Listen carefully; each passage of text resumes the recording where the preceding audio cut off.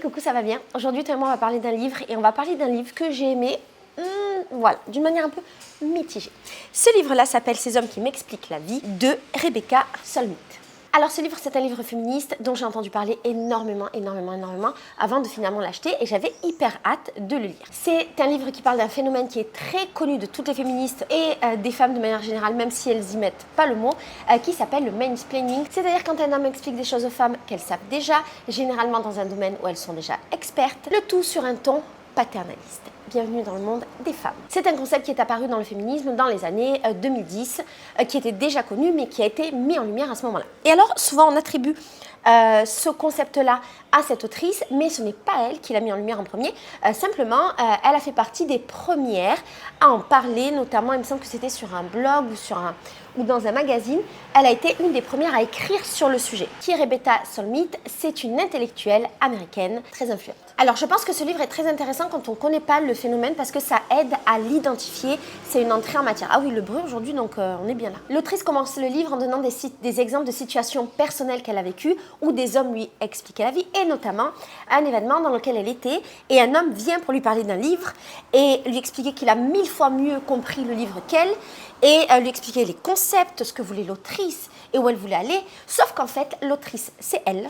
Et quand elle essaye de lui expliquer que c'est elle qui a écrit le livre et qu'elle le connaît beaucoup mieux que lui, et bien malgré tout, il continue à penser qu'il l'a mieux compris. On est en plein dans le mansplaining. Ce livre montre comment les hommes cherchent toujours à discréditer la parole des femmes, à baisser la parole des femmes, à ridiculiser les femmes, généralement plus compétentes. Pourquoi? Pour se mettre en avant et être le centre de l'attention. C'est une situation qui est insupportable et que nous, les femmes, nous vivons au quotidien. Je pense que le livre, il est chouette quand on commence à s'intéresser au féminisme et quand c'est des notions qu'on n'a pas encore et quand on n'a pas encore les yeux si ouverts sur la société paternaliste, sur la société patriarcale.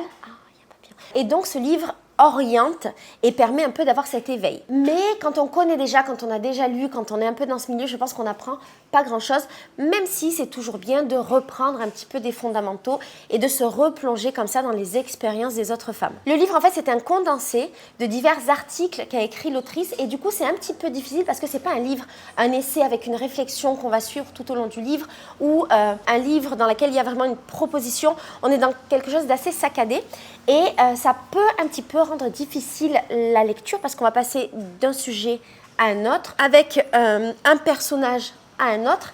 Et dans les commentaires Amazon, tu sais que j'aime bien aller voir les commentaires sur Amazon pour voir ce qu'en pensaient les gens, c'était quelque chose qui était un petit peu ressorti. Moi, ça ne m'a pas dérangé. Ce qui peut-être m'a dérangé dans la lecture de ce livre, c'est que l'autrice est américaine, elle parle de choses qui se passent aux États-Unis, et c'est normal vu qu'elle écrit sur ça. Et donc, il y avait des histoires que je ne connaissais pas forcément, avec des personnes qui étaient citées que je ne connaissais pas forcément, des contextes. Et donc, je manquais peut-être un petit peu d'informations, ou j'étais un peu trop déconnectée par rapport à la réalité dont elle parlait. Alors, pas dans les faits qu'elle dénonce, parce que les faits qu'elle dénonce, on a les mêmes, mais c'était beaucoup trop loin de ma réalité, d'autres lieux, d'autres gens que je connais pas, des situations, des machins, des faits historiques, journalistiques qui se sont passés aux États-Unis. Bon voilà, c'est pas ce qui m'intéresse le plus et c'est pas des gens que je connais. Du coup, ça a mis un peu de distance entre ce qu'elle racontait et ce que moi je pouvais recevoir. Et puis surtout, ce qui m'a dérangé avec ce livre, et c'est pour ça qu'en début de vidéo, je te disais que j'étais un peu mitigée, c'est que j'ai trouvé que l'autrice était beaucoup trop douce avec les hommes. Et alors, j'ai pas retrouvé beaucoup ce retour-là dans les commentaires. Les commentaires étaient très élogieux par rapport à ce livre. Et j'ai trouvé genre un commentaire, j'étais trop contente d'une meuf qui disait exactement la même chose que ce que je pensais. Donc je me suis dit, bah vas-y, je suis pas si folle. Mais j'ai trouvé que ce bouquin était trop, genre not all men, pas tous les hommes. L'autrice a beaucoup de moments dit que non, c'est pas tous les hommes et que lui, que eux sont mal comportés. Mais il y en a des biens, mais machin. Et moi, ça m'a insupporté, ça m'a irrité tout le long du livre. On n'a pas besoin de parler des mecs qui, oui, font des choses bien, parce qu'en fait, là, on est en train de parler des hommes qui, non, ne font pas des choses bien, et surtout des femmes qui subissent ces choses-là. Et il y a un moment donné, il faut arrêter de mettre ces hommes-là au centre de la conversation, au centre du débat, au centre du monde. Et vas-y, il y en a des biens, c'est cool, car c'est à leur place, c'est chouette, mais c'est pas dont on parle. Et ce livre-là, il est beaucoup trop gentil avec les hommes. Et ça m'a donné un peu cette sensation qu'elle voulait pas trop se mouiller, qu'elle voulait pas trop froisser les égos des hommes, comme souvent, les femmes font souvent ça, et qu'elle prenait beaucoup de gants pour parler d'eux. Et en fait, moi, j'ai pas envie de lire des livres qui parlent de gants. On vit déjà dans un monde où on prend des gants pour parler des hommes en permanence, dans un monde où ils sont le centre de l'attention. où ils existent et où nous, justement, on est silenciés. Donc, à un moment donné, quand il faut parler des hommes, critiquer les actions et critiquer les hommes en tant que groupe social, eh ben, c'est important de le faire. Malheureusement, elle ne le fait pas. Et donc, ça a rendu ma lecture, par rapport à ça, assez pénible parce qu'il y avait toujours un petit peu ce fond de pas tous les hommes. Et j'ai un petit peu regretté ça. Et du coup, ça m'a pas donné envie de lire ce qu'elle avait fait d'autre. Apparemment, elle a écrit plein d'autres livres qui sont trop cool. Peut-être un jour, je vais revenir sur ça. Mais les meufs qui sont trop complaisantes avec les mecs, moi, généralement, ça me gonfle. Et c'est pas une critique envers elle. Elle fait ce qu'elle veut comme elle peut. Et voilà. Mais je ne supporte pas cette complaisance. En plus, moi, tu sais, je suis très misandre. Alors, niveau complaisance avec les hommes, voilà, on est très loin. J'aime plutôt, et ça se ressent dans mes dernières chroniques et dans mes dernières lectures, j'ai besoin de livres qui sont un peu plus tranchés. Parce que j'ai la sensation que le fait d'être plus tranché, c'est être juste. Et quand on est complaisant, on est dans une espèce de truc mou, tu vois, une espèce de demi-molle. Du coup, vas-y, viens, on remet les mecs au milieu. On est dans une espèce de demi-molle et moi, ça m'intéresse pas. Et alors, du coup, dans ce livre, on va avoir 9 essais qui sont bien distincts et qui vont parler de plein de sujets différents. On a par exemple un des passages qui parle de toute l'affaire Strauss-Kahn. On parle des violences faites aux femmes, de la défense des droits LGBT et plein d'autres exemples de ce que peuvent subir les femmes avec ce fil rouge du mansplaining. Ce que j'ai trouvé intéressant dans le livre, c'est qu'à un moment donné dans le livre, l'autrice, elle explique que finalement les femmes en permanence doivent mener 2 combats. Le premier pour porter les causes qu'elles défendent et le deuxième pour se faire entendre, pour ne pas se faire silencier, pour ne pas se faire expliquer la vie à propos de ces causes-là et qu'on ne remette pas en question leurs paroles. Elles doivent se battre pour le droit d'avoir des idées, de les exprimer, de les défendre. Elles se battent pour être porteuses de vérité et pour que l'on reconnaisse leurs valeurs et leur statut d'être humain. Je viens de penser à un truc. Quand je lisais les commentaires, j'ai lu un commentaire qui m'a énervée, qui disait exactement: grâce à ce livre, je me rends compte